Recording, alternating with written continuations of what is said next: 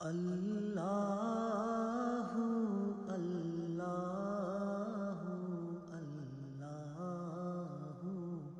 اللہ نحمده ونصلي على رسوله الكريم أما بعد فأعوذ بالله من الشيطان الرجيم بسم الله الرحمن الرحيم الحمد لله الذي هدانا لهذا وما كنا لنهتدي لولا أن هدانا الله رب اشرح لي صدري ويسر لي أمري واحلل عقدة من لساني يفقهوا قولي رب زدني علما بيسر ولا تعسر وتمم بالخير وبك نستعين يا فتاح اللهم فقهنا في الدين آمین یا رب العالمین۔ السلام علیکم ورحمۃ اللہ وبرکاتہ۔ کیسے ہیں آپ سب لوگ؟ امید کرتی ہوں کہ ایمان اور صحت کی بہترین حالت میں ہوں گے۔ الحمدللہ، اپنی نیتوں کو خالص کرتے ہوئے، اپنے رب تعالیٰ کا شکر ادا کرتے ہوئے کہ اس نے ہمیں یہاں تک پہنچا دیا، ہمیں توفیق دے دی، ہمیں چنے ہوئوں میں شامل کر لیا کہ ہم اس کے کلام کی زبان کو سیکھنے کی کوشش کرنے جا رہے ہیں۔ اللہ سے دعا ہے کہ وہ ہمیں اس پر استقامت بھی عطا فرمائے۔ الحمدللہ، ہم نے اپنی لاسٹ کلاس میں لیسن نمبر 1 جو ہے اس کو مکمل کر لیا تھا، اور الحمدللہ اس میں ہم نے جو ہے اسم الاشارہ للقریب مذکر کے لیے جو ہے ہاذا کی پریکٹس کی تھی، اور اس کے علاوہ ہم نے اسم الاستفہام جو ہے ان کی پریکٹس کی تھی۔ تو الحمدللہ آج ہم آگے بڑھیں گے۔ آج کا جو چیپٹر ہے اس میں ہم انشاءاللہ جو ہے اسم الاشارہ للبعید کی پریکٹس کریں گے مذکر کے لیے، یعنی کہ ذالکا کی۔ تو چلیں ایز یوزول آپ لوگ اپنی کاپی پینسل اور بک پکڑ لیجئے، تو چلیں شروع کرتے ہیں۔ الدرس الثانی، ٹھیک ہے، تو لیسن 2، اس میں بھی آپ دیکھیں کہ ہیڈنگ کیا ہے؟ ذالکا۔ ذالکا کو جب ہم دیکھتے ہیں تو اس کے بارے میں ہمیں کیا کیا چیز معلوم ہو جاتی ہے پہلے سے، کہ یہ اسم الاستفہام ہے،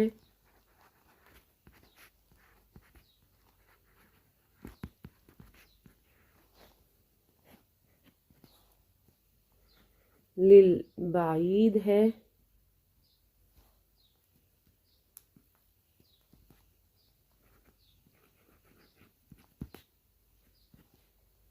اور مذکر کے لیے ہے۔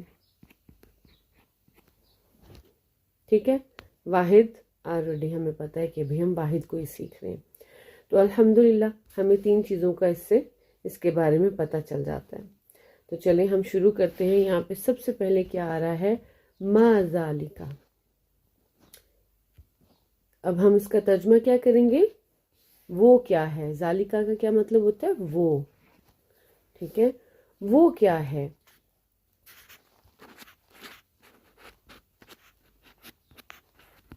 اچھا، اب اس میں ماں کو تھوڑا سا ریوائز کرتے ہیں۔ ماں کس کے لیے استعمال ہوتا ہے؟ یہ اسم الاستفہام ہے، لیکن یہ کس کے لیے استعمال ہوتا ہے؟ کن کن چیزوں کے لیے استعمال ہو سکتا ہے؟ ہم نے یہ سیکھا تھا نا کہ جو من ہے وہ عقل والوں کے لیے استعمال ہوتا ہے، اور اس کے علاوہ جتنی بھی مخلوقات ہیں، جاندار بے جان، ہر شے کے لیے ماں استعمال ہوتا ہے۔ اور عقل والوں میں کون کون تھا؟ انسان، فرشتے اور جن۔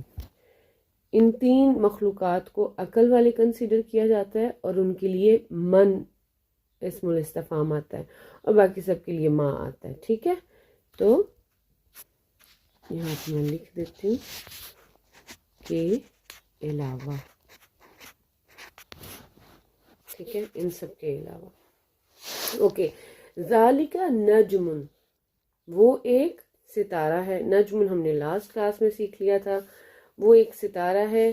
آگے ہے ھذا مسجد و ذالکا بیت۔ اب آپ کو ایٹ دا سیم ٹائم دونوں اشاروں کی پریکٹس کرائی جا رہی ہے، ھذا للقریب کی اور ذالکا للبعید کی، ہیں دونوں مذکر کے لیے ہی، اس لیے ہمیں کوئی کنفیوژن نہیں ہوگی۔ ٹھیک ہے، تو یہ ایک مسجد ہے اور وہ ایک گھر ہے۔ کیونکہ مسجد قریب ہے نا اس لیے ہاذا آ گیا، گھر دور ہے تو اس کے لیے ذالکا آ گیا۔ تو یہاں پہ ایک چیز ہم یہ دیکھیں گے کہ یہ مسجد ان کی جو تنوین ہے اور بیت ان کی، اس سے ہمیں کیا پتہ چل رہا ہے؟ یہ کون سے اسما ہیں، ان کی ٹائپ کیا ہے وسعت کے اعتبار سے، ٹھیک ہے؟ تو ہم نے وسعت کے اعتبار سے کیا دیکھا تھا کہ دو ٹائپس ہیں، ایک اسم المعرفہ اور ایک اسم النکرہ۔ تو یہ کون سی ہیں؟ اسم النکرہ،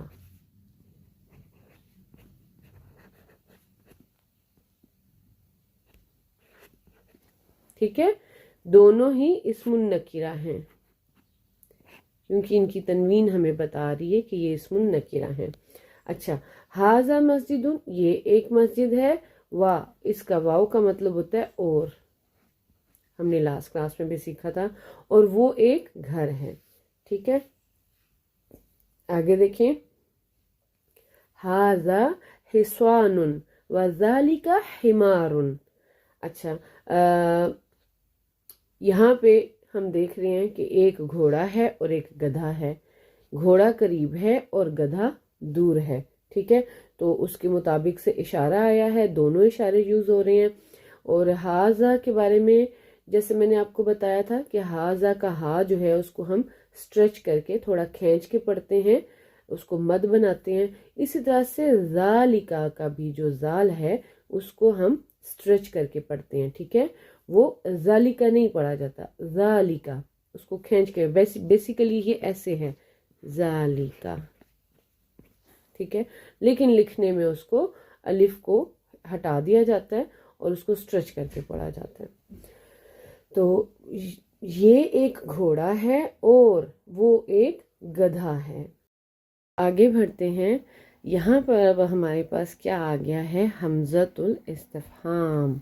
اور حمزۃ الاستفہام کے بارے میں ہم نے کیا سیکھا تھا کہ حمزۃ الاستفہام جو ہوتا ہے نا، اس کا جس جملے میں وہ آتا ہے نا، اس کے بعد کیا ہوتا ہے، اس کا جب ہم نے جواب دینا ہوتا ہے تو اس میں حرف الجواب آتا ہے لازمی، ٹھیک ہے؟ تو ابھی تک ہم نے کتنے پڑھے ہیں حرف الجواب؟ جی، ہم نے ابھی تک 2 حرف الجواب پڑھے ہیں، اور ان میں ایک ہے نام اور دوسرا ہے لا، ٹھیک ہے؟ نام کا مطلب ہوتا ہے ہاں اور لا کا مطلب ہوتا ہے نہیں۔ تو چلیں دیکھتے ہیں یہاں پہ کیا سوال آیا ہے۔ سوال آیا ہے اذالک کلب، کیا وہ ایک کتا ہے؟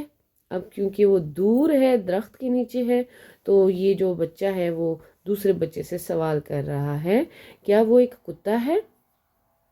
تو وہ آگے سے کیا جواب دے رہا ہے؟ لا، نہیں، ذالک قطن، وہ ایک بلہ ہے، ٹھیک ہے؟ تو میں نے آپ کو بتایا تھا کہ اگر نام ہو تو حالی نام کہہ دینے سے بھی آپ کا جواب ہو جاتا ہے، لیکن لا حرف الجواب ہونے کی صورت میں پھر آپ کو اس کو ایکسپلین کرنا پڑتا ہے، بتانا پڑتا ہے، ٹھیک ہے؟ تو آگے بڑھتے ہیں، آگے ہے جی، اب یہاں پہ بھی سوال ہو رہا ہے، اور کیا سوال ہو رہا ہے؟ ما ذالکا، وہ کیا ہے؟ اور جو ہے لڑکا اس کو جواب دے رہا ہے، کیونکہ اشارہ لڑکی کر رہی ہے تو وہ سوال کر رہی ہے، لڑکا اب جواب دے کے کیا کہہ رہا ہے؟ ذالکا سریرن، وہ ایک بستر ہے، ٹھیک ہے؟ ماں کا ہم نے ابھی اوپر ریوائز کیا ہے کہ وہ جو ہے غیر عاقل لوگوں کے لیے استعمال ہوتی ہے، غیر عاقل چیزوں کے لیے استعمال ہوتی ہے، ٹھیک ہے؟ اب غیر عاقل میں یہ نہیں کہ ہم کہیں کہ جانوروں میں عقل نہیں ہے، تو ایسی بات نہیں ہے، جانوروں میں بھی عقل ہوتی ہے، لیکن کیونکہ وہ کنسیڈر نہیں کیے جا رہے عاقل جو ہیں عقل والوں میں صرف 3 مخلوقات کو کنسیڈر کیا جا رہا ہے، تو جو اس کے علاوہ ہیں وہ سب غیر عاقل ہیں، ٹھیک ہے؟ اگلے پیج پہ آتے ہیں، پیج نمبر 14۔ تو اب آ گیا ہمارا من کو بھی ہم ریوائز کرتے ہیں۔ من میں کیا ہے جی؟ من آتا ہے عقل والوں کے لیے، ٹھیک ہے؟ یاد ہے آپ کو کس کس کے لیے؟ انسان، فرشتے اور جن۔ میں یہ بار بار اس لیے ریوائز کر رہی ہوں، بار بار اس لیے ریپیٹ کر رہی ہوں تاکہ آپ لوگوں کو اچھے سے یہ چیزیں ازبر ہو جائیں، ٹھیک ہے؟ اب من آ گیا تو من کا مطلب ہوتا ہے کون؟ ہاذا، یہ کون ہے؟ و اور من ذالکا اور وہ کون ہے. ٹھیک ہے. اب جواب دیکھیں, جہاں پہ قریب جو ہیں وہ استاد ہیں اور دور جو ہیں وہ امام ہیں. تو ھذا مدرس و ذالک امام, یہ استاد ہیں اور وہ امام ہے. اب استاد ہے بیسیکلی ہیں ہماری اردو میں جمع کا صیغہ ہوتا ہے, جمع کے لیے استعمال ہوتا ہے, لیکن ہم رسپیکٹ کے لیے بھی بولتے ہیں. تو استاد اور امام ایک رسپیکٹ فل جو ہے وہ عہدہ ہے, تو ہم ان کو رسپیکٹ سے بلاتے ہیں. یہ مدرس, یہ ٹیچر یا یہ استاد ہیں اور وہ امام ہیں. ٹھیک ہے. آگے بڑھتے ہیں. ما ذالکا, وہ کیا ہے؟ ذالکا حجرن, وہ ایک پتھر ہے. ٹھیک ہے. حجر بولتے ہیں پتھر کو.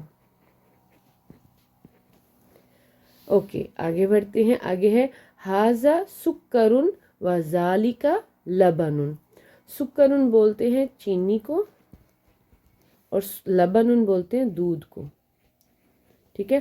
دودھ کو حلیب بھی بولتے ہیں, دو طریقوں سے پکارا جا سکتا ہے. اچھا, اب اس میں جو چیز غور کرنے والی ہے وہ یہ ہے کہ اب اس کا ترجمہ میں کیا کروں گی. یہ چینی ہے اور وہ دودھ ہے. اب اس میں نے ایک نہیں بولا, یہ ایک چینی ہے وہ ایک دودھ ہے. ہم اس طرح نہیں بولتے. کیوں نہیں بولتے؟ ہم ویسے تو اردو میں بھی نہیں بولتے اس طرح سے. کبھی بھی کسی نے نہیں کہا یہ ایک چینی ہے یہ ایک دودھ ہے. ٹھیک ہے. یہ چینی ہے یہ دودھ ہے, ایسے ہی بولا جاتا ہے. کیوں بولا جاتا ہے ایسے؟ کیونکہ چینی اور دودھ ان چیزوں میں آتے ہیں جن کی جنس کو ہم اوورال بولتے ہیں. ٹھیک ہے. وہ ایک ان کی کاؤنٹنگ نہیں ہم کرتے, اس پوری جنس کو ہم ایک کاؤنٹ کرتے ہیں. ٹھیک ہے. اب اس میں ہم یہ کہہ سکتے ہیں کہ یہ اتنے کلو ہے یا یہ اتنے لیٹر ہے یا یہ اتنے گرام ہے, یہ ہم بات کر سکتے ہیں. یا 1 گرام ہے, 10 گرام ہے, 1 کلو ہے, 1 لیٹر ہے, اس میں ہم ایک بول سکتے ہیں. لیکن جب ہم اس جنس کی بات کریں گے, صرف چینی کی یا صرف دودھ کی یا اس طرح کے اور بھی جو ہیں ان کا ذکر کریں گے, تو پھر ہم ایک کا لفظ استعمال نہیں کریں گے. پھر اس پوری جنس کو ہم جو ہے واحد کنسیڈر کر رہے ہوتے ہیں, کیونکہ آپ کے ذہن میں یہ سوال آ سکتا ہے کہ ھذا تو واحد ہے. ٹھیک ہے. تو چینی بھی تو پھر واحد ہی ہوئی, تو ہم یہاں پہ یہ ایک چینی کیوں نہیں ترجمہ کر رہے اور یہ ایک دودھ وہ ایک دودھ ترجمہ کیوں نہیں کر رہے؟ تو میں نے اب آپ کو بتا دیا کہ یہ پوری جنس کو ہم کنسیڈر کر کے تو بولتے ہیں, تو اس لیے ایک کا ترجمہ نہیں کیا جاتا. تو یہ چینی ہے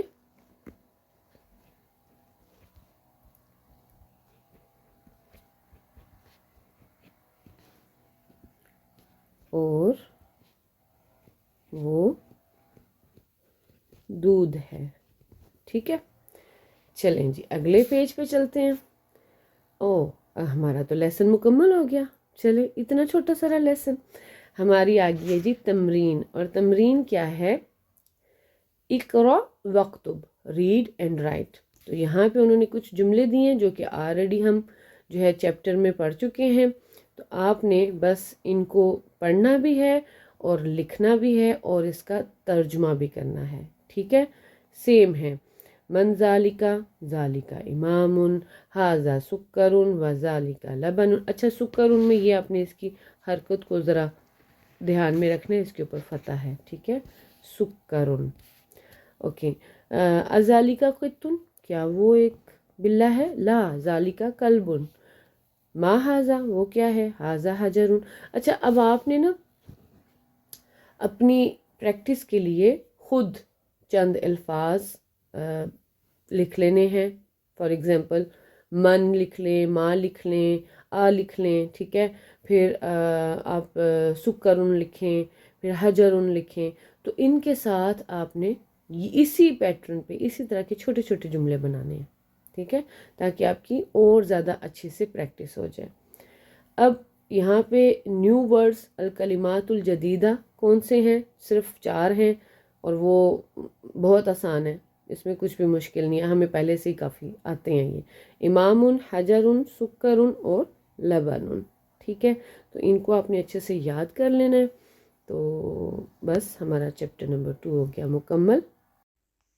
ربنا تقبل منا إنك أنت السميع العليم وتب علينا إنك أنت التواب الرحيم ربنا آتنا في الدنيا حسنة وفي الآخرة حسنة وقنا عذاب النار سبحان ربك رب العزة عما يصفون وسلام على المرسلين والحمد لله رب العالمين جزانا الله خيرا كثيرا كثيرا السلام علیکم ورحمۃ اللہ وبرکاتہ.